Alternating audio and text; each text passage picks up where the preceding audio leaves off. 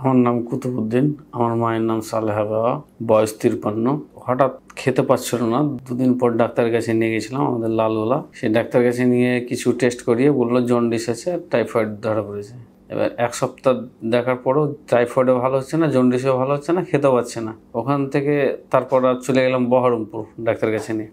ও USG করালো, ইউএসজিতে বললো যে রিপোর্ট খারাপ আছে। তারপরে বললো যে সিটি স্ক্যান করতে হবে। সিটি স্ক্যান করলাম তো বললো যে ক্যান্সার হয়ে গেছে। আমার মায়ের কন্ডিশন এরকম ছিল যে নিয়ে যাওয়ার মতন পরিস্থিতি নেই, মানে শারীরিক অবস্থা এত দুর্বল। তারপরে একটা ডাক্তারের কাছে গেলাম, তারপরে পুনর্জন্মে এলাম। জ্বরটা সবসময় থাকছে আর খেতে পারছে না, শরীর ভালো লাগছে না, ব্যথা বেদনা নাই, কিন্তু বলছে শুয়ে থাকতেও ভালো লাগে না, বসে থাকতেও ভালো লাগে না, আনচান আনচান করছে, মনটা ভেতর ছটফট করছে।